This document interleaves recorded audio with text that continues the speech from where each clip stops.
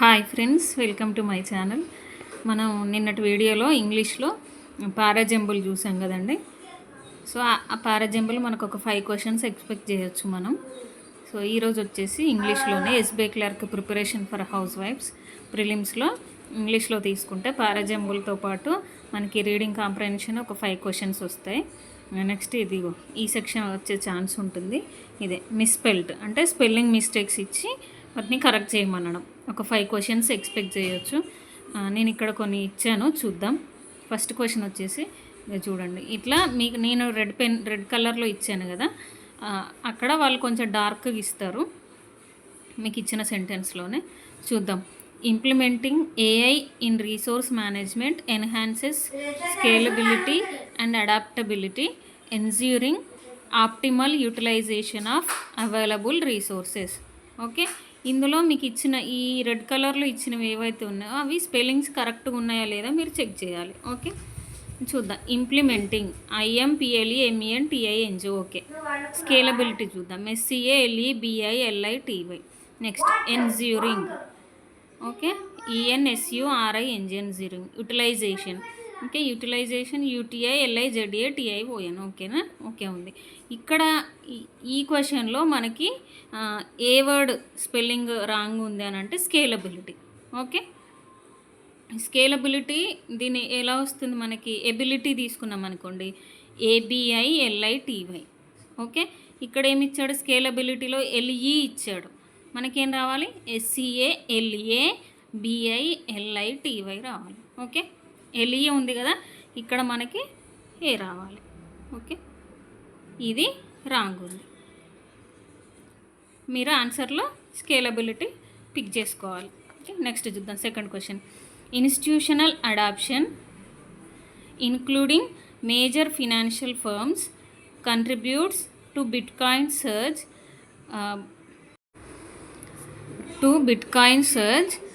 bolstering investor confidence in its long term viability. Okay, so ఇక్కడ ఇచ్చిన ఈ 4 ఏవైతే ఉన్నాయో వర్డ్స్, ఈ 4 వర్డ్స్లో ఏది ఏ స్పెల్లింగ్ రాంగ్ ఉందో చూసుకోవాలి. అడాప్షన్ చూద్దాం. ADOPTION. Okay, contributes. ఓకే, ఈ బాస్టరింగ్ అని ఉంది. నెక్స్ట్ వయబిలిటీ చూద్దాం. VIAIBILITY. ఈ వయబిలిటీ ఇక్కడ రాంగ్ ఉంది. ఎక్కడ ఉంది? ఏ తర్వాత ఐ ఉంది. ఎబిలిటీ అని రావాలి కదా, వయబిలిటీ. సో ఇక్కడ ఏ తర్వాత ఐ ఉండదు. ఓకే, ఇది వచ్చేసి మనకి రాంగ్. ఇది స్పెల్లింగ్ రాంగ్ ఉంది. ఇది మీ ఆన్సర్. నెక్స్ట్ చూద్దాం. Third. Upon receipt of the official documents the lawyer meticulously reviewed each page to ensure all legal requirements were met before proceeding with the case. Okay, ఇక్కడ చూద్దాం. First చూడండి, receipt, meticulously, okay, ensure, ఇది proceeding. Okay, ఇక్కడ వచ్చేసి మనకి ఈ వర్డ్లో మనకి ఈ వర్డ్ స్పెల్లింగ్ రాంగ్ ఉంది. రిసిప్ట్. ఓకే, RECEI ఉండాలి, సి తర్వాత ఈ ఉండాలి. ఓకే, సో నెక్స్ట్ సెక్షన్ చూద్దాం.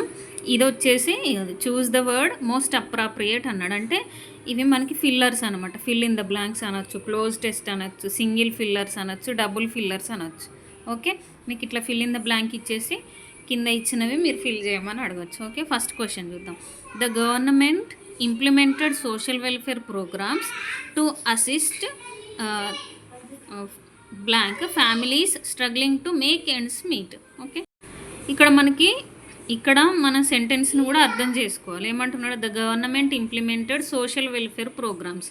గవర్నమెంట్ ఏవైతే ఇంప్లిమెంట్ చేస్తుందో ఏంటి అవి? సోషల్ వెల్ఫేర్ ప్రోగ్రామ్స్ అంటే మనకి ఇచ్చే సంక్షేమ పథకాలు. టు అసిస్ట్ ఏ ఫ్యామిలీస్కి ఇవ్వాలి? To assist families struggling to make ends meet అన్నాడు. ఏ ఫ్యామిలీస్కి ఇవ్వాలి మరి ఈ సోషల్ వెల్ఫేర్ ప్రోగ్రామ్స్? ఎవరికి అందాలి అని అంటే కింద ఆప్షన్స్ ఇచ్చాడు, చూద్దాం. ఏ ఫ్యామిలీస్కో చూద్దాం. To assist relevant families first చూసుకుంటే. Next abundant families. Next C indigent families. D vigilant families. ఏది మీకు పర్ఫెక్ట్గా ఫిట్ అవుతుందో చూసుకోవాలి. అలా చూసుకోవాలంటే మనకు వీటి మీనింగ్స్ తెలియాలి ఫస్ట్. అందుకే ఎవ్రీడే ప్రాక్టీస్ చేయాలి ఇంగ్లీష్. హిందూ ఎడిటోరియల్ క్లాస్ చూడాలి ఎవ్రీడే, అంటే వర్డ్స్కి మీనింగ్స్ తెలుస్తుంది మనకి. ఓకే, ఇక్కడ చూద్దాం. రిలవెంట్ అని ఉంది. రిలవెంట్ ఫ్యామిలీస్కి ఇవ్వాలా? Welfare programmes అందించాలా? రిలవెంట్ అంటే మనం యాక్చువల్గా ఎవరికి ఇస్తాము ఈ సోషల్ వెల్ఫేర్ ప్రోగ్రామ్స్? సంక్షేమ పథకాలు ఎవరికి అందేలా చూస్తాం? మన సొసైటీలో తీసుకుంటే ఎవరైతే పేదవాళ్ళు ఉంటారో వాళ్ళకి అందేలా చూస్తుంది గవర్నమెంట్. ఓకే, రిలవెంట్ అయితే కాదు. రిలవెంట్ అంటే ఏంటి మనకి మీనింగు? సంబంధించిన అని అర్థం. Okay, next abundant. అబండెంట్ అంటే అది ఎట్లా వస్తుంది మనకి మీనింగు? ఫుల్ అవ్వడం అనమాట, ఫుల్గా ఉండడం వాళ్ళకి ఆల్రెడీ. నెక్స్ట్ ఇండిజెంట్ చూద్దాం. ఓకే, ఇండిజెంట్ అంటే ఏంటంటే మీనింగ్ ఇది పూర్ వాళ్ళకి. పూర్ ఎవరికైతే ఇదే ఫుడ్ కానీ హౌస్ కానీ అవి లేని వాళ్ళు అనమాట. ఇండిజెంట్ అంటే నిరుపేదలు అని వస్తుంది మీనింగ్. ఓకే, ఇక్కడ ఫోర్త్ది ఏంటిది? విజిలెంట్. విజిలెంట్ అంటే ఏంటి? అప్రమత్తం అవ్వడం అనమాట దాని మీనింగ్. సో ఇక్కడ వచ్చేసి ఈ ఫిల్లర్లో మనకి ఏమొస్తుంది? ఫిల్ ఇన్ ద బ్లాంక్లో అంటే ఏ ఫ్యామిలీస్కి? పేదవాళ్ళకి. ఇండిజెంట్ ఫ్యామిలీస్ అనేది మనకి వచ్చేసి ఆన్సర్. ఓకే, ఇది సి వచ్చేసి మనకి ఆన్సర్ వచ్చేసి సి. ఓకే, మీరు సి ఆన్సర్ పెట్టాలి. నెక్స్ట్ చూద్దాం సెకండ్ది. ఇక్కడ డబుల్ ఫిల్లర్స్ వచ్చాయి చూడండి. మీకు ఏదన్నా అడగవచ్చు. ఇక్కడంటే సెంటెన్స్ ఇచ్చి ఫిల్లర్స్ ఇచ్చాడు, ఇందులో కానీ ఇందులో కానీ. ఇంకొకటి ఏమి ఇవ్వచ్చు మనకి? ఇప్పుడు ఒక పేరాన్ని తీసుకున్నాం అనుకోండి, ఏంటి అది? ఒక కోవిడ్కు సంబంధించింది తీసుకున్నాం అనుకోండి, అది మొత్తం పేరాగ్రాఫ్ ఇచ్చి అందులో ఫిల్లర్స్ ఇస్తాడు, ABCD అనేసి. ఓకే, అట్లా కూడా ఇవ్వచ్చు. చూద్దాం second question. In his speech the politician promise to dash corruption and dash transparency in government operations అన్నాడు. మనకి సెంటెన్స్ కూడా అర్థం చేసుకోవాలని చెప్పింది కదా first. In he speech the politician promised. Politician promise చేస్తున్నాడు ఆయన ఇచ్చే స్పీచ్లో ఏమని? కరప్షన్ గురించి, ట్రాన్స్పరెన్సీ గురించి. Okay, in government. మనకి ఫస్ట్ ఫిల్లర్లో ఏం రావాలి? ఇక్కడ ఏం చెప్తున్నాడు? పొలిటీషియన్ ప్రామిస్ చేస్తున్నాడు తను ఇచ్చే స్పీచ్లో ఏమని? కరప్షన్ అండ్ ట్రాన్స్పరెన్సీ గురించి. అంటే మనకి ఏం చేయాలి? కరప్షన్ని తీసేయాలి, ట్రాన్స్పరెన్సీని పెంచాలి. ఓకే, కరప్షన్ అంటే అవినీతి, ట్రాన్స్పరెన్సీ అంటే ఆ చేసే పనిలో కానీ పారదర్శకత మెయింటైన్ చేయడం అనమాట. ఓకే, ఇక్కడ చూద్దాం. ప్రామిస్ టు ఫస్ట్ చూద్దాం. The politician promise to overlook corruption. So overlook అంటే ఏమొస్తుంది అంటే మనకి పట్టించుకోకపోవడం అని వస్తుంది. Okay, corruption. And undermine transparency. Undermine అంటే ఏంటి? అనగదొక్కడం. అంటే మనకి పారదర్శకతను అనగదొక్కాలా? లేదు. ఓకే, సో ఇది రాదు. ఓకే, ఫస్ట్ ఇది రాదు. సో సెకండ్ చూద్దాం. సెకండ్ ఏం ఫిల్లర్ వస్తుంది? The politician promise to encourage corruption. Encourage చేస్తారా కరప్షన్ని? నో కదా. సో ఇక్కడ ఇది కూడా ఎలిమినేట్ చేసుకోవచ్చు. అంటే మనం వర్డ్స్ని ఎట్లా ఎలిమినేట్ చేసుకోవాలనేది చూసుకోవాలి. నెక్స్ట్ చూద్దాం, సి ఆప్షన్ చూద్దాం. The politician promise to eradicate corruption and enhance transparency. Eradicate అంటే ఏంటి మీనింగ్? నిర్మూలించడం అనమాట. కరప్షన్ అవినీతిని నిర్మూలించడం. Okay, and enhance transparency. Enhance అంటే పెంచడం అన్నమాట, మెరుగుపరచడం అంటే పారదర్శకతని పెంచడం ఇన్ గవర్నమెంట్ ఆపరేషన్స్. ఆన్సర్ మనకి ఏది వస్తుంది? థర్డ్ది వస్తుంది, సి ఆప్షన్. మీకు ఏంటంటే వాటి మీనింగ్స్ తెలిసి ఉండాలి. ఓకే, ఇంకో క్వశ్చన్, నెక్స్ట్ క్వశ్చన్ చూద్దాం. ఫిల్లర్స్లోనే women are attaining powerful and dash managerial positions అంటున్నాడు. Women are attaining powerful and. Okay, మరి ఎట్లా ఏమొస్తుంది మనం ఫిల్లర్లో చూద్దాం. Women are attaining powerful and removable managerial position. Removable అంటే తొలగించడం. ఓకే, రిమూవబుల్ అనేది వచ్చే ఛాన్స్ అయితే ఉండదు, ఇది నెగిటివ్గా ఉన్నది కాబట్టి. ఓకే, ఇక్కడ ఏమంటున్నాడు? విమెన్కి వస్తుంది ఒకటి పవర్ఫుల్ది ఏదో. ఓకే, ఈ రిమూవబుల్ అనేది మాత్రం రాదు ఫిల్లర్లో, ఇది నెగిటివ్గా ఉన్నది కాబట్టి. సో నెక్స్ట్ ఏమొస్తుంది? Attaining powerful and interesting managerial positions. Interesting అనేది కూడా రాకపోవచ్చు. ఓకే, విమెన్ అంటే ఇక్కడ విమెన్కి వచ్చే పవర్ గురించి మాట్లాడుతున్నాడు, ఏదన్నా ఒక అధికారం ఇస్తున్నారు. ఓకే, ఇక్కడ ఏమంటున్నాడు? సి ప్రెస్టేజియస్ అంటున్నాడు. ఓకే, నెక్స్ట్ ప్రీషియస్ అంటే విలువైంది, ఈ రిలీజియస్ అంటే మనకి మతపరమైంది. ఓకే, ఇక్కడ మనం సి తీసుకుంటే ప్రెస్టేజియస్ అంటున్నాడు, అంటే ఇది గౌరవంతో కూడింది అనమాట. ఓకే, సో ఇది వచ్చేసి మనకి ఆన్సర్ అవుతుంది. Women are attaining powerful and prestigious managerial position. Okay, next చూద్దాం. సో ఇంకో క్వశ్చన్ చూద్దాం. We need to seal off the chemical container before the fumes to pervade the entire building అన్నాడు. Okay, ఈ ఫిల్లర్లో ఏమొస్తుందో చూసుకోవాలి. అంటే ఫస్ట్ మనకు సెంటెన్స్ అర్థం కావాలి. ఏమంటున్నాడు? We need to seal of the chemical container అంటున్నాడు. కెమికల్ కంటైనర్ని సీల్ చేసేయాలి అంటున్నాడు. సో ఈ కెమికల్ కంటైనర్ని సీల్ చేస్తే ఏమవుతుందట? ఎప్పుడు సీల్ చేయమంటున్నాడు? బిఫోర్, ముందే. దేనికంటే ముందు? Before the fumes to pervade the entire building. అంటే మంటలు, ఫ్యూమ్స్ అనుకో, మంటలు మనం వ్యాపించక ముందే, ఆ బిల్డింగ్ అంతా వ్యాపించక ముందే మనం కెమికల్ కంటైనర్ని సీల్ చేద్దామనేది అర్థం. ఓకే, సో ఈ ఫిల్లర్లో మరి ఏమొస్తుందో చూద్దాం. ఫ్యూమ్స్ ఇక్కడ ఏమంటున్నాడు? ఏలో ఫ్యూమ్స్ టర్మినేట్ అంటున్నాడు. టర్మినేట్ అంటే ఫ్యూమ్స్ తొలగించబడ్డం కాదు కదా. ఓకే, నెక్స్ట్ ఏమంటున్నాడు? సీజ్. ఓకే, సీజ్ అంటే స్టాప్ అవ్వడం అక్కడికి, ఇది కూడా కాదు. ఓకే, నెక్స్ట్ ఏమంటున్నాడు? బిగిన్. ఈ బిగిన్ అనేది ఎట్లా వస్తుంది మనకి? ఇక చూడండి ఇక్కడ, the chemical container before the fumes begin to pervade. Okay, ఈ ఫ్యూమ్స్ మంటలు అనేటివి మొదలవ్వక ముందే ఈ ఎంటైర్ బిల్డింగ్, పర్వేడ్ అంటే వ్యాప్తించడం అనమాట, స్ప్రెడ్ అవ్వడం. ఓకే, బిల్డింగ్ మొత్తంలో స్ప్రెడ్ అవ్వకుండా the fumes begin to pervade the entire building. So ఆ ఫ్యూమ్స్, మంటలు అనేటివి స్టార్ట్ అవ్వక ముందే కెమికల్ కంటైనర్ని సీల్ చేయాలనేది. ఓకే, సో ఇట్లా చూసుకోవాలి. ఇప్పటి వరకు మనం ఏం చెక్ చేస్తాం, ఏం చూసాం, ఏమేమి టాపిక్ అంటే 1 పారాజంబుల్. ఓకే, సెకండ్ వచ్చేసి మిస్పెల్డ్, స్పెల్లింగ్ మిస్టేక్ ఉంటే అది ఫైండ్ అవుట్ చేయడం.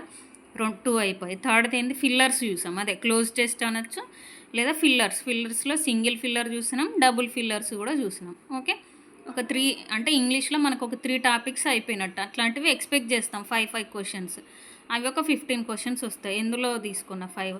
నెక్స్ట్ వచ్చేసి మనం చేసినాం కదా, ఇది గ్రామటికల్ అనమాట ఈ సెక్షన్. నెక్స్ట్ వచ్చేసి ఇందులో ఏంటి, మనకి సెంటెన్స్లో గ్రామర్ మిస్టేక్స్ ఉంటే మనం దాన్ని ఫైండ్ అవుట్ చేయడం. చూద్దాం, ఒక క్వశ్చన్ చూద్దాం. యాక్చువల్గా ఇందులో నేను పర్ఫెక్ట్ కాదు, కాకపోతే నాకు వచ్చింది మీకు ఎక్స్ప్లెయిన్ చేస్తాను ఒక ఎగ్జాంపుల్లో. ఈ ఫస్ట్ ఎగ్జాంపుల్ తీసుకుందాం.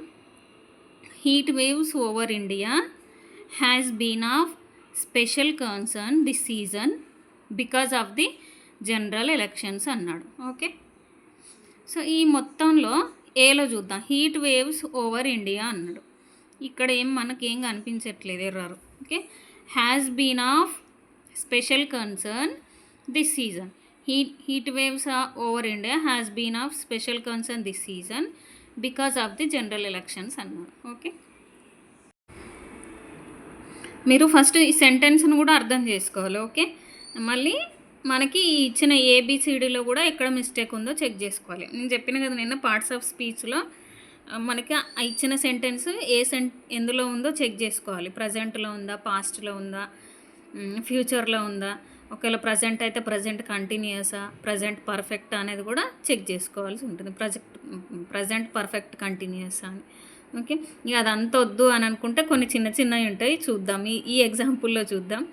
హీట్ వేవ్స్ ఓవర్ ఇండియా, ఇక్కడ చూద్దాం. A okay, has been of special. B చూద్దాం. బీ చూస్తే ఏమవుతుందంటే ఇక్కడ మనకి సబ్జెక్ట్ వచ్చేసి హీట్ వేవ్స్ అంటున్నాడు. ఓకే, హీట్ వేవ్స్ ఇక్కడ మనమే చెక్ చేసుకుంటే హీట్ వేవ్స్ అనేది సింగులర్ కాదు, ప్లూరల్. ఓకే, ప్లూరల్ వచ్చినప్పుడు ఏం రావాలి మనకి? ఇది వచ్చేసి హ్యాస్ బీన్ అని ఉన్నది. ఓకే, మనకి ఇక్కడ ఏం రావాలి? హ్యాస్ దగ్గర హ్యావ్ అని రావాలి. ఓకే, ఇట్లా ఇవి కూడా చెక్ చేసుకోవాలి. ఇప్పుడు మనకి ఇచ్చిన క్వశ్చన్లో ఎక్కడ ఉంది ఎర్రర్? బీలో ఉన్నది, ఏలో కాదు, బీలో ఉంది. మీ ఆన్సర్ ఏం కావాలి? ఆన్సర్ బి అని పెట్టాలి మీకు ఇచ్చిన ఆప్షన్లో. ఓకే, నెక్స్ట్ చూద్దాం. Second, the marathon runner only not train rigorously everyday but also adhere strictly to a balanced diet and ensured ample rest. మీరు చెక్ చేసుకోవాలి ఒక్కొక్కటి, ఏలో కరెక్ట్గా ఉందా. మారథాన్ రన్నర్ గురించి మాట్లాడుతున్నాడు. Okay, only not train rigorously everyday but also adhered strictly to a balanced diet. అంటే రోజు ట్రైన్ అవ్వడమే కాదు, డైట్ కూడా మెయింటైన్ చేయాలనేసి చెప్తున్నాడు. ఓకే, ఇక్కడ ఏమంటున్నాడు, ఏలో మారథాన్ రన్నర్ అన్నాడు. ఓకే, బీలో ఏమంటున్నాడు, ఓన్లీ నాట్ ట్రైన్డ్ రిగరస్లీ ఎవ్రీడే. బీలో ఏమన్నాడు, బట్ ఆల్సో అంటున్నాడు. మనకి ఇంగ్లీష్లో కొన్ని వర్డ్స్ ఉంటాయి. ఇప్పుడు ఇక్కడ తీసుకుంటే చూద్దాం, ఇక్కడ కొన్ని చూద్దాం. నాట్ ఓన్లీ, ఇవి బట్ ఆల్సో, ఇవి ఏంటంటే మనకి కంబైన్డ్గా వస్తుంటాయి కలిపి. ఓకే, సో కానీ ఇక్కడ ఇచ్చిన సెంటెన్స్లో మనం చెక్ చేద్దాం. నాట్ ఓన్లీ అని రావాలి, కానీ ఏమొచ్చింది ఇక్కడ సెంటెన్స్లో ఓన్లీ నాట్ అని ఇచ్చాడు. ఓకే, ఇక్కడ బట్ ఆల్సో ఓకే కరెక్టే ఉంది కదా సీలో.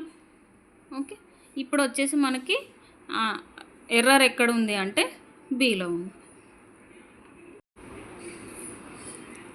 గ్రామర్లో ఏంటంటే కొన్ని గుర్తుపెట్టుకోవాలి మనం.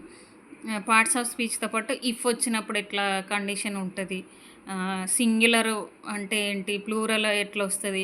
ఒకవేళ సింగిల్ ఉన్నాయనుకోండి, ఇప్పుడు ద మ్యాన్ అండ్ ఉమెన్ అన్నాడు అనుకోండి, టూ సబ్జెక్ట్స్ ఉన్నాయి, అందులో ఏ సబ్జెక్ట్కి వర్బ్ మనం కన్సిడర్ చేయాల్సి ఉంటుంది. అట్లా కొన్ని చూసుకోవాలి. ఓకే, ఇది వచ్చేసి గ్రామటికల్గా ఎర్రర్, సెంటెన్స్లో ఎర్రర్ ఉన్నప్పుడు ఫైండ్ అవుట్ చేయడం. ఓకే, ఇవి కూడా మనం 5 క్వశ్చన్స్ ఎక్స్పెక్ట్ చేయొచ్చు. ఓకే, ఇంకా నెక్స్ట్ చూద్దాం. నెక్స్ట్ ఒక సెక్షన్ ఉంటుంది, ఈ సెక్షన్ కూడా మీరు ఎక్స్పెక్ట్ చేయొచ్చు. ఇదే దీన్ని ఏమంటారు, వర్డ్ స్వాప్ అంటారు. ఓకే, ఫస్ట్ చూద్దాం ఒక క్వశ్చన్. ఇది క్వశ్చన్ 1, 2. ఓకే,